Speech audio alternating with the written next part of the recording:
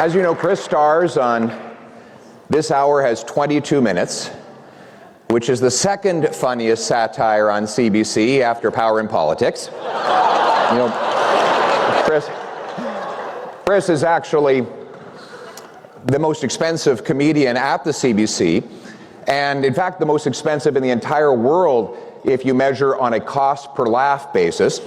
Now, just to be clear, to all the CBC staff who are gathered here today, don't believe what you hear. And by the way, when I speak of CBC staff, I'm not just talking about the PMO comm shop, I'm talking about all of you. I never said I was going to shut down the CBC. I said I was going to defund it, which means that we can find some creative funding methods to keep it going. Like maybe they could move their head office to a Caribbean tax haven so that Brookfield could pay for it.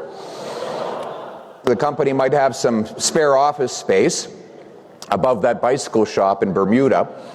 Or another revenue source would be for David Cochrane to start charging for the water he carries for the Liberal Party. The third way is for me to donate royalties.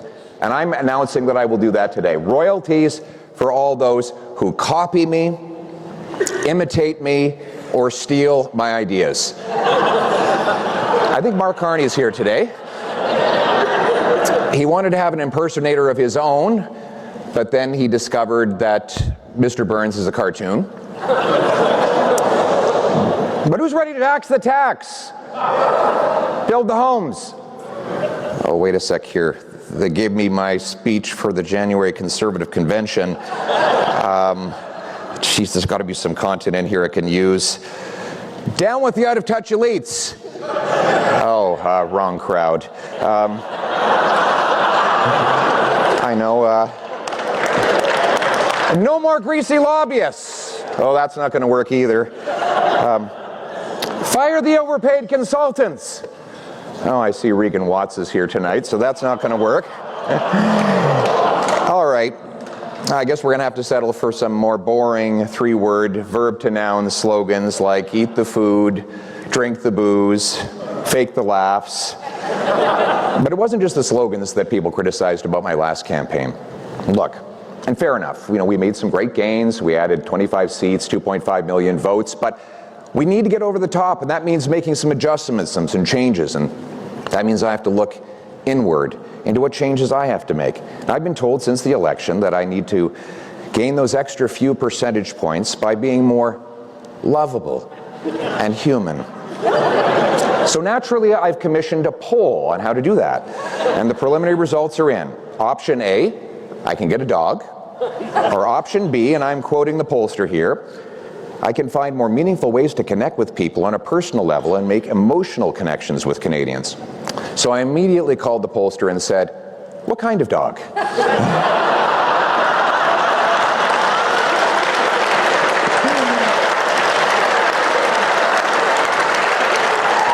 Now, clearly, we Conservatives do need to be a lot more pleasant. And I hear these reports about people kicking in doors, calling each other snakes, yelling, and I thought, who leaked this morning's staff meeting? But come on, none of you really believed Chris d'Entremont's story about being threatened and intimidated by my whip and my House Leader. Have any of you actually seen my whip and my House Leader? Andrew Scheer has not intimidated anyone in the history of man.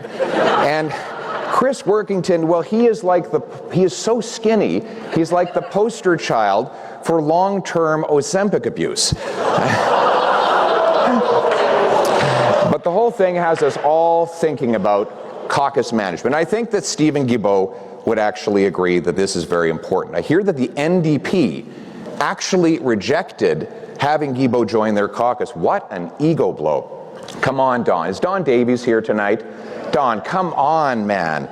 Beggars can't be choosers. And surely Stephen Guilbeault's brand of crazy would fit in right between the delegation of furries and the Queers for Palestine.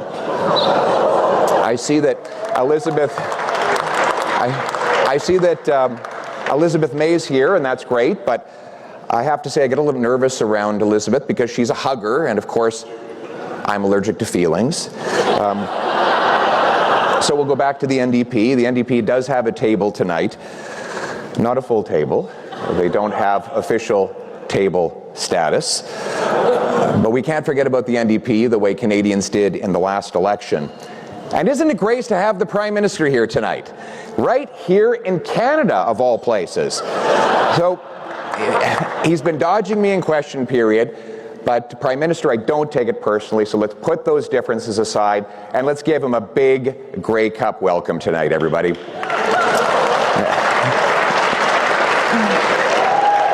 Well, that was a little bit more kind and gentle than in Winnipeg, where he got more booze than Elizabeth Bay's liquor cabinet. An economist, Mr. Carney, of course, is an economist, and economists deal with incentives. And I understand he promised that the media outlet that gave him the biggest applause would get the biggest bailout tonight. But he is right about one thing. Canada does face an existential crisis and threats against our sovereignty from a foreign leader. Let's take a look at what we're dealing with here. We're dealing with a very tough guy who's staring us down and facing us with a number of very big threats, so all of us have to come together and get on message. But the trouble, Prime Minister, is I'm having a difficulty finding out what the latest slogan is, and you know how much I love slogans.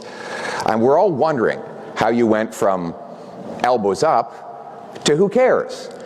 And we're told that the answer is that the big change happened when the president threatened you that if you didn't back down, then he would grab you by the pipeline. It certainly has been a busy time for the Prime Minister in international travel, checking on his investments, trade negotiations.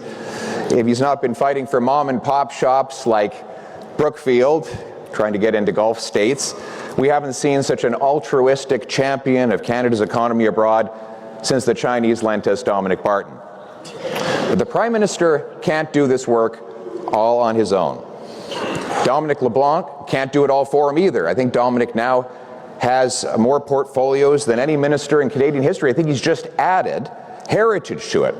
Prime Minister, give Dominic a break. Please let him focus on the thing that is most passionate in his life, like giving contracts to his closest family members. Before I take my seat and grimace my way through the rest of the evening, let me say I can't wait to be Prime Minister so that I never have to come back to this God-forsaken event. As you know, I've banned all of my MPs from coming to this event, so as soon as I find out that I was here, I will be kicking myself out of caucus. But in the meantime, on behalf of Doug Ford, let me propose a toast to the Parliamentary Press Gallery. Without you, anonymous sources would have to get a real job. So, everybody, please raise a glass to the Parliamentary Press Gallery. How's that for a change in tone? Thank you very much, everybody.